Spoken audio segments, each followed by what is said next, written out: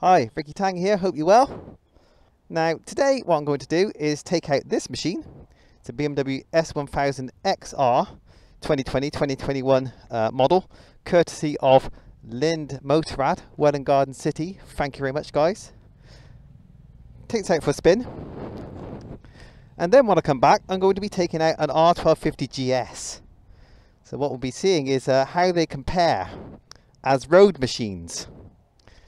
So I'm going to take them out for a spin and we'll see which one I like better. Simple as that. So here we are on the kind of the latest era, latest gen S1000XR. And for those who haven't ridden one before, the first overwhelming surprise you get is this seat. It's a very unusual design. Kind of cups your buttocks and locks you into position. Last time I rode one of these was the previous generation, and I was not impressed with the seat. You just can't move around on the thing. But I think you would get used to it in time. You know, sure, BMW didn't design this on a whim. The first bit of riding here is clearly rather urban. The only thing I'm having a problem with immediately is the screen. I believe there's only two positions for the screen. I'm in the highest one, and I'm getting a fair bit of turbulence immediately because it's just hitting me kind of just at the top of the visor. I think I can feel my own visor kind of being pummeled a bit by the wind. So I put it down by lifting the lever up into the other position, and that brings the wind into my face more, and it's noisier. I never seem to have much luck with screens. How easy is it to get my feet down? I'll probably mention this a few times. 32-inch inside leg. Actually, yeah, I can just about flat foot it. It's not comfortable flat footing it, so it'd be better on the balls of your feet. Much better for me. The edges of the seat at the front are cutting into my thighs a little bit when I try to flat foot it. Not a surprise really. So we're okay, I think, on that score. Getting both my feet down, I think balls of the feet nice and comfortable there. I got hill hold. I haven't got hill hold. That's interesting. I thought I would have that on this model. Let's have a little look in the settings while we're at a standstill here. See if there's a hill hold option. Alarm. HSC. HSC Pro off. Why would you want to switch it off? I'll have it on manual. I'm quite happy with the manual mode. I'm quite happy giving the lever a squeeze myself when I want it to hold. Oh, proper job. That's it. We are now stuck. Last time I came down this way, I had a bit of a nightmare with my sat-nav, my navigation. I didn't have any power for my phone. I was using Kalimoto. I got really low on power at one point. But this time I came prepared. I've actually bought my own DIN plug. You might not be able to see it. Got an Ultimate Add-ons DIN plug, USB adapter down there. So very handy having that right on the cockpit. And that gives me two USB ports. I'm using one of them to charge the phone. Proper job. Now, one thing I might be able to draw a comparison with against the GS later on is front end dive. Now the GS has got a telelever front end, and I've not ridden that yet. I've not ridden the GS ever actually, but apparently one of the main features of that telelever front end is the ability to resist or ignore dive when you're on the brakes. This dives quite a bit when you're on the brakes, so I'm not going to lie.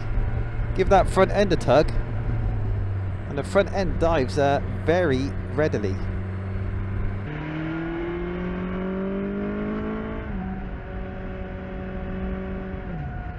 Right, now we're getting up to dual carriageway speed. I think I'm going to have to lift that screen up. Well, we'll test it, see what it's like. Let's get cruise control on. Very handy. Oh, hello. Now that's taken the noise away from the front of my helmet very nicely. I do feel some turbulence kind of tugging at the top of my crash helmet, but not as bad as some recent bikes I've ridden. And these 4-cylinder BMWs have had a reputation for vibration through the bars, and I am feeling some tingling vibration now, which might cause trouble over a longer distance. Too soon to say, but it's not as bad as what I remember from the previous generation XR. Mirrors, rather buzzy. If the lights behind me were blue and flashing, it might be a bit difficult to tell. So I mean, you might have to do the old trick and put in the clutch for a while, drop the revs to see what's going on behind you. Acceleration in top gear at these revs, decent. Yeah, no complaints about that. It pulls efficiently, doesn't feel overwhelming. I think the overwhelming sensation will come when the revs are nearer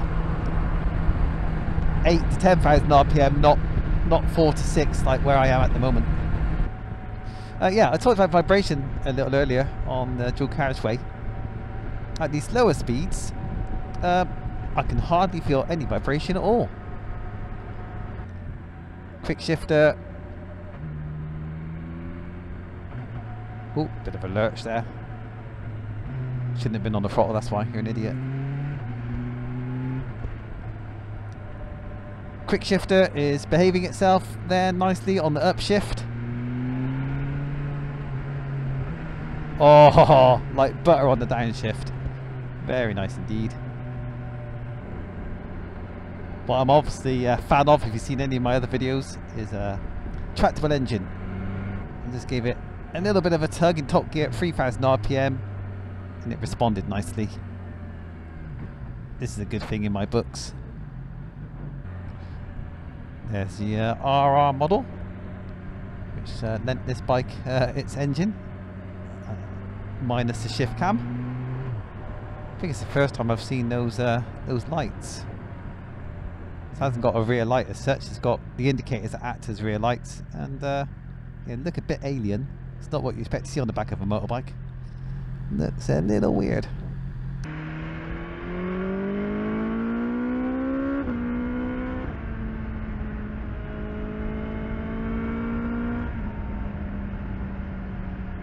Didn't give it the full beans there by any stretch, but it does pick up speed pretty darn quick. I'm here at typical kind of motorway speeds, just under 80, that sort of thing.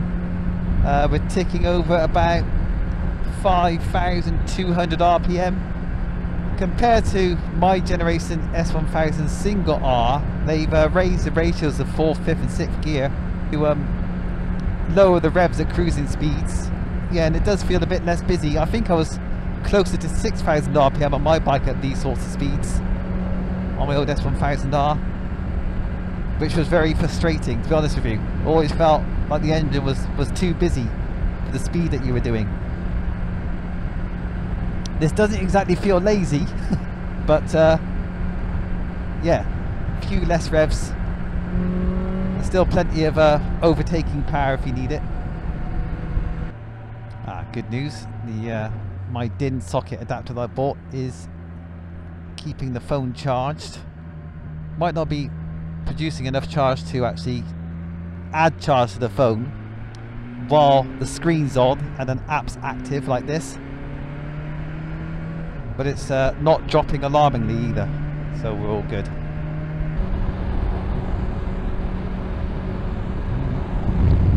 Wow, it's a bit surprising this screen is only two-way adjustable. I would have expected a bit more flexibility. I seem to have a choice of a lot of noise but not heavy turbulence, or less noise along with heavy turbulence.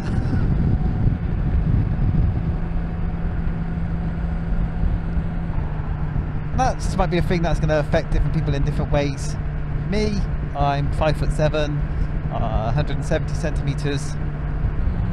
So it's yet another bike I might have to go screen shopping for if I were to buy it. Oh, look at this.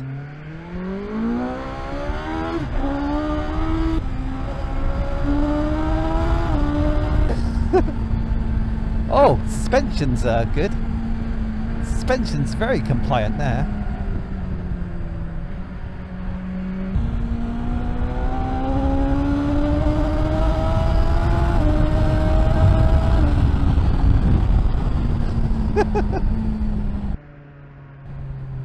Lost the camera then, it kind of gave up its fight with the wind blast.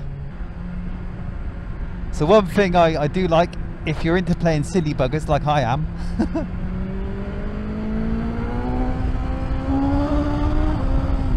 is that the traction control is more forgiving of the odd front wheel lift. So anyway, little summary there. Like I said, I think I said most of it. This bike's more forgiving of the old front end lift when you're going over crests in the road. It doesn't chop the wheelie kind of in a harsh way. It just lets it kind of float down quite gradually. That's on dynamic mode. So yeah, if you like a little bit of fun on your ride, I think this bike lets you get away with it a bit more than the GS. We'll confirm that later when we ride the GS.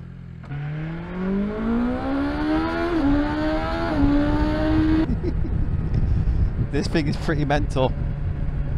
The suspension, when you're going quicker, even though this road is not exactly smooth, the suspension is very good. I've got to say, that is very compliant over these bumps. By comparison, the S1000, sorry, the GSX S1000 I was riding yesterday, fidgety over bumpy roads. This, I've got to be honest with you, the polar opposite. Much more friendly. And if it's not bouncing you around so much, you can pay more attention to what you're doing on the road. So definitely an advantage. I can see kind of where the extra money goes. Now I'm at these slower speeds again, just playing with the throttle on and off. No jerkiness, no snatch, even though I'm in a dynamic throttle map. Yeah, it does feel a lot like a tall sports bike, this. I think it's been said before, so I'm not being exactly original here. But yeah, when you start to crack on the back roads, I think it does give you quite a lot of confidence. Is that gritty? Looks a bit grit. Oh, I think this has been freshly gritted, this road, so calm your tits. What else we got? Well, if you're used to BMWs, pretty straightforward or standard switchgear, nothing new.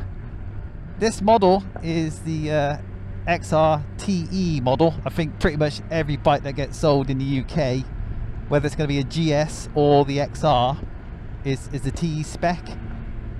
As I understand it, if you were to buy the base spec, if you wanted the base spec, the base spec's actually a special order. TE is pretty much what you get. Oh hello, this is a nice bit of road. Let's catch up.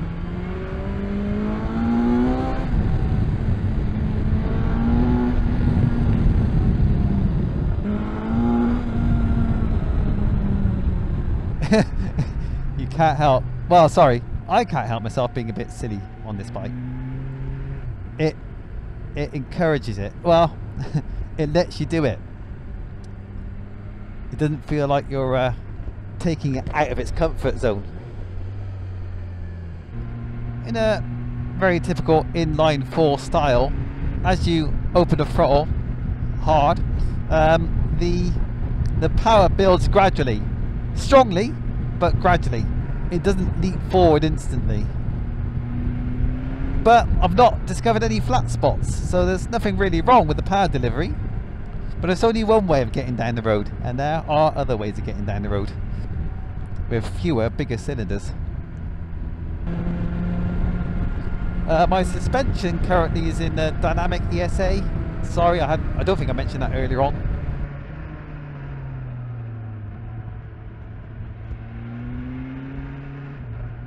And I have been, yeah, really impressed with how composed it feels.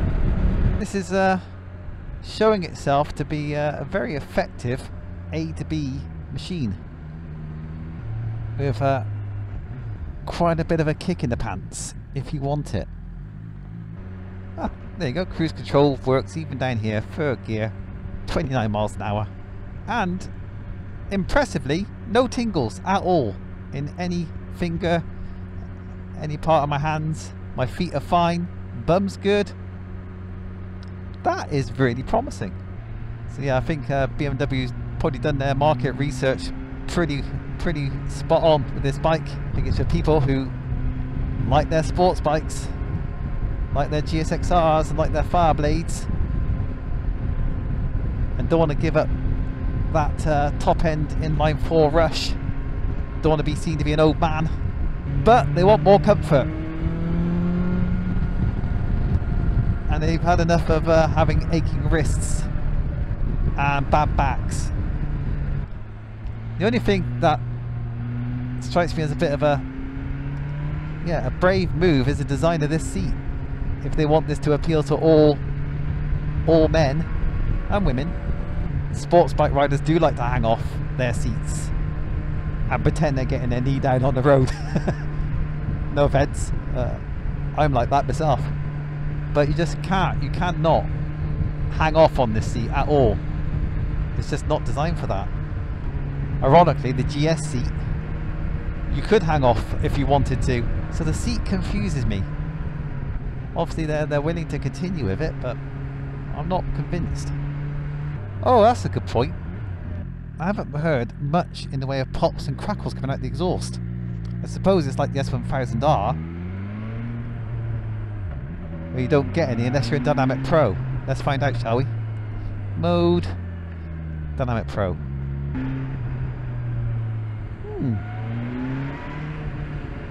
Can't hear any.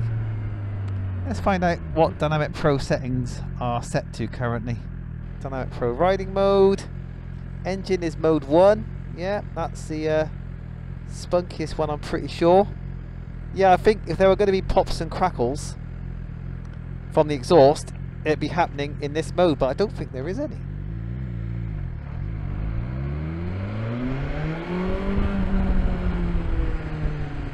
Nope, I reckon they've been designed out of the bike.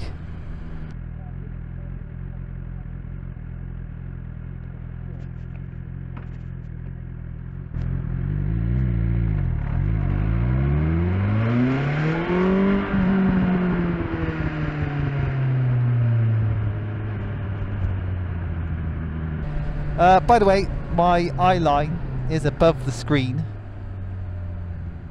so it's not getting in the way.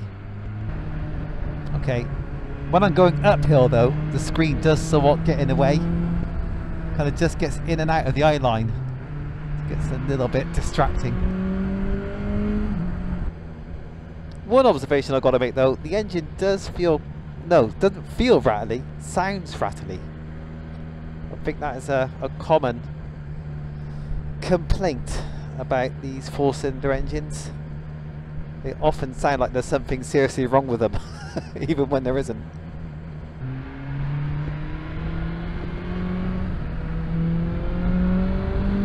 Yee-hee, let's go.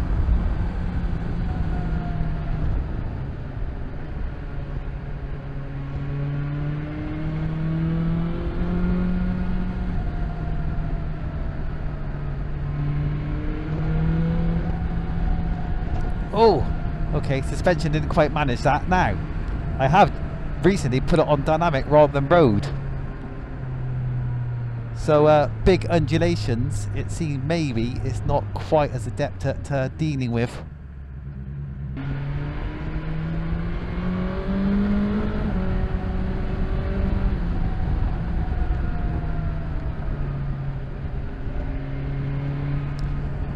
Yeah, this dynamic mode, the whole bike does feel rather more taut and less forgiving.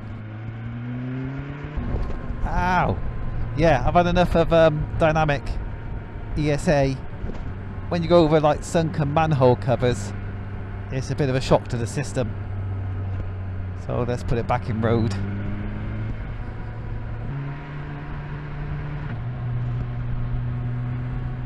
Well, one thing that was quite nice, it just changed gear, leant over, and the bike did not protest, didn't weave.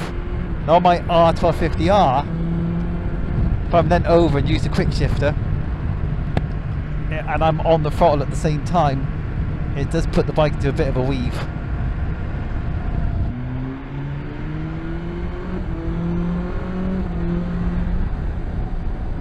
One thing that does irk me a little bit is when you go and do an overtake like that we just saw, I open up the throttle and before long the throttle's on the stop. It feels like there should be a bit more. I don't know. I'm not usually a fan of long throttle actions, but on a kind of a long, nice clear overtake you want to give it some throttle, and you hit the stop, it kind of feels like you should still be accelerating some more. There should be some more to give. It might be a 4-cylinder thing again versus a twin cylinder, and in that kind of mid-range area I probably would have been accelerating harder and have less desire to twist the throttle quite so wide open. That makes sense? No? Yes? I think so. Still, almost unbelievably, for an inline-4 engine, not a hint of numbness or tingling in my extremities.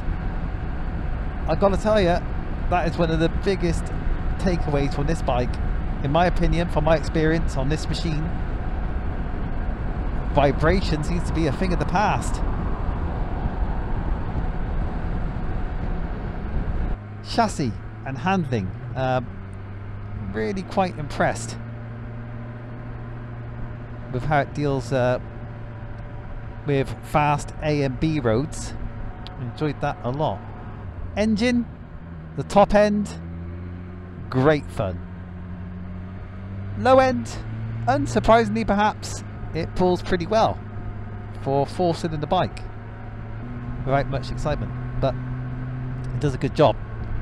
And the lack of vibes and the lack of tingling from this ride, it's over 2 hours now, I think puts it in good stead from a point of view as a long distance machine. I couldn't tell you about what it'd be like, you know, mile after mile on the motorway, but this isn't really meant for that. It is a sports tour with the emphasis on sports. I can at least tell you what the trip computer thinks I'm doing in terms of fuel economy. Computer! Computer! Tell me my average fuel consumption! Average fuel consumption is 45.5 miles per gallon. Mr. Scott. Computer! Cons! This windscreen. Rubbish. Sorry for me. This windscreen is really not working at all. Even the highest setting for my 5'7" height is not high enough, basically, as far as I can tell. Seat. Sorry, I don't like it. I don't like being locked in position, and I'm not finding it that comfortable. The design hasn't really worked for me. It does work for some though, so what can you say? I don't think there's really anything else. From a riding point of view, a pretty up together bike.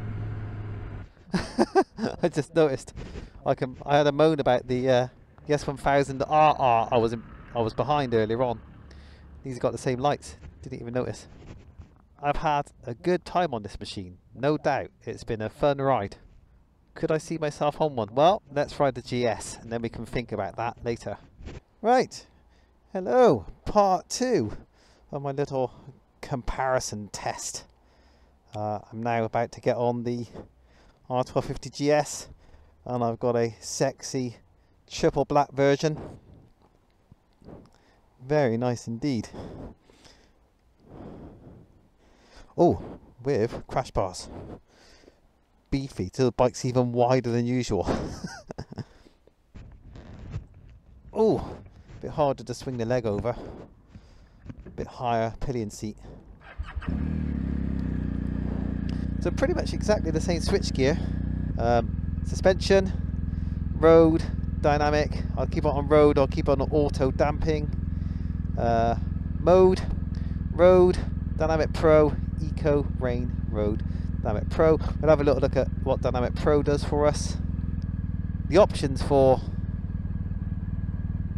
Dynamic Pro are where I normally would find them. Oh, what's in there? Ah, there's configuration for Dynamic Pro, so I can have a little look see. So you got engine on direct. I think this is the opposite way around, the way the options count up. Could be wrong. Oh, before I get going, tips of my feet, balls of my feet. The balls of my feet are down nice and comfortably. Can't quite flat foot it. Slightly higher, or the seat slightly wider than the XR. Let's do a UE here. Tell you what, the GS does feel better balanced at slow speed. So yeah, that first revelation, yeah, I was just turning it around in the car park, and it was much easier just to keep it bolt upright and just turn the handlebars and make a sharp turn. The seat is a conventional seat. Yay, I can move my arse around. That's the bit I like about these boxer engines. The way it just yanks you out of slow speed bends. I'll be saying that a lot. I'll be repeating myself because it's one of my favourite things about these engines. This bike certainly feels heavier. Just, yeah, feels just more dense. There's already a USB connection ready to power my phone. I didn't have to use my Ultimate Add-ons DIN adapter, and to that end I'm not sure where I put it. I think it's in my bag. This is my first time on a GS, and I have been looking forward to finding out what this bike is like to ride, compared not only to the XR but also compared to my R model 1250. Oh, spotting. The handlebars are definitely wider than the XR, definitely more dirt biased I think than the XR. Unsurprisingly, clutch is lighter. This is actually a hydraulic clutch versus a cable clutch on the XR. Quick shifter, not quite as smooth, but it's not as big a difference as I thought it might be.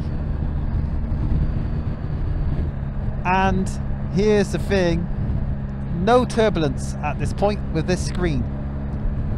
The downside is the screen is harder to adjust, and at this point the my mobile phone's in the way unless I put cruise control on and use my left hand, so that's a little bit sketchy. Oh wow, this grunt. The bike feels a bit more kind of alive. I can feel a bit more of the engine working away, especially when you open the throttle.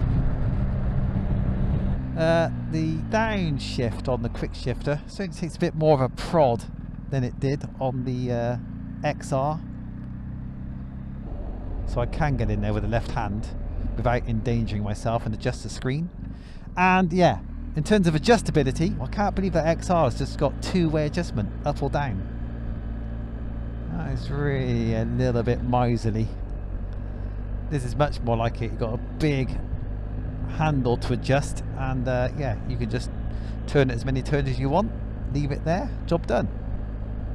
Yeah, this boxer engine, maybe the boxer engine, the shaft drive, transmission, certainly feels more mechanical, a bit more crunchy than the S1000XR. Not as smooth at these slower speeds. Shall we join the traffic? Oh, I mean, it gets up to speed pretty quick, but the quick shifter, one of those changes was terrible.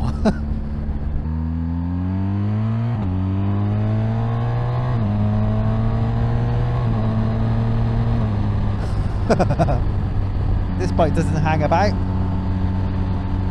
I just realised my suspension is set to dynamic. I was wondering why it felt a little bit taut. Let's switch it to road. Right, so earlier on I accelerated hard from here on the XR and it was a lot of fun. Let's see what we're like here, especially with the quick shifter.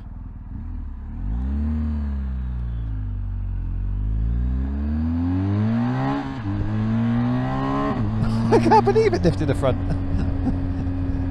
That didn't really feel that much slower, to be honest with you. Top crack, well done GS. Right, so this is the road I discovered by mistake earlier on the XR. Fortunately it's wetter now, but the good news is the enjoyable bit was pretty much a straight road. Whoa! That's the end of that. I spanned the back end up on the way out, so unfortunately I just cannot do the same thing as I did. Okay. Let's switch it back onto dynamic instead of dynamic pro, shall we? I think that'd be a good idea. Oh, road, sorry. Right. Still sliding. Rain has stopped play, sadly. Just wants to spin the back end up.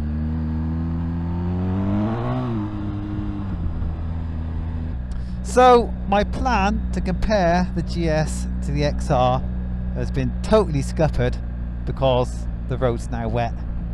Can't ride the bikes the same way. You don't have to slow down, mate. F you too. I do think, I thought about this earlier but I wasn't so sure, but I do think this bike has a lower final drive gearing than my R model.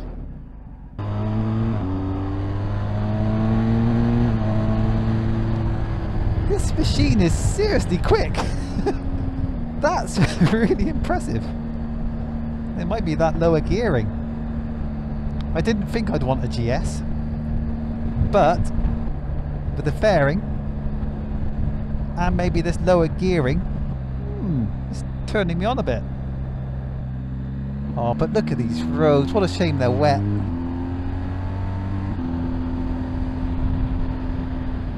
Don't be there, you little shit. Don't be there, you little shit. Bollocks. That, I think, is my first Birdstrike. You might still be down there, for all I know. Not still there, are you? No, I think the bike... Ah, bugger. Look at this. Look at this broken bit here. It's part of the screen adjustment. Oh, you son of a bitch. So I better get the bike back to the shop now then. So we'll do a UE and return back to base. Jesus. I should have slowed down, but it did look like it was going the other way, as is often the case in these situations. You think, oh, I'm safe, then they suddenly change direction. I once hit a sheep like that. So I was coming out of a village and there were sheep on the road, as there often are. It was crossing the road, so I slowed down and I was going to go behind it. It was going to cross in front of me, go to the right, and all doing well, do about maybe 20 miles an hour. It suddenly just changed its mind and just started walking back towards me. I put the brakes on, I went to the side, but I still managed to clip it with my right foot and I thought I broke my ankle. Sheep are dense in more ways than one. I knocked it off his feet, but it got up again and carried on walking. I stopped, and at that point I wanted a sweet cup of tea, I'll tell you that. I've been planning this comparison for 3 months now. Really looking forward to it. And A, it rains. B, I hit a bird. So what can I say comparing the XR to the GS from what little I know of the GS? The seat is better. That's my opinion. It feels more comfortable, more supportive. There's more squish in the seat. There's more foam going on there. I like that. Less turbulence from the front. So for me, it's already basically a winner. The engine, I think because it's slightly lower gearing, there's quite a lot of performance in this engine. it's a bit more sprightly than I thought it would be. No, it hasn't got the top end of the XR, but I might not miss that top end of the XR all that much. Up to unreasonable speeds, this has got loads of performance, and that low end torque and that mid-range grunt, well, it accelerates harder than the XR does, and I do like that. It's giving me some food for thought in terms of my next bike. Shame about the quick shifter though. Now I know, you know, how good the R is, the XR, sorry. Yeah, this isn't much cop, a quick shifter. I mean, it works, it's fine, it's just clunky, agricultural, not as smooth as you like. Maybe for the next model GS, and maybe that's the thing I should be waiting for, the 1300 GS. When that model hits the streets, hopefully it'll have a better transmission. I do like the combination, having a turn-by-turn navigation down there and having a map on your phone at the same time, but there's no information other than just a path. Why? I mean, it's telling me there what the next instruction is in 5 miles, but if I'm on the normal display there, it doesn't tell me that here. Why can't it tell me what's coming up on this display, just like Google Maps would when you're using it in driving mode or Waze? Oh, what I never had a chance really to find out, or didn't look for it, is the Telelever front end and how it resists squat and dive. Can't really do that now. Yeah, so wet, but I'm not defeated. I've had a good afternoon. Well, a good day, great day out on these two bikes, even though it hasn't turned out so well for me and the GS. Thanks for the loan of these bikes, Lind Motorrad of Welwyn Garden City. One thing I do prefer over the XR with this bike for certain would be the fact that it's got shaft drive. I'm afraid I've never been good at chain maintenance. I'd rather just not have a chain at all. Thank you very much. So thanks for hanging out with me in this wet and wild GS ride. So I couldn't compare the two machines, this and the XR, in the way I wanted to. And I'll see you guys soon in another video. Ta-da!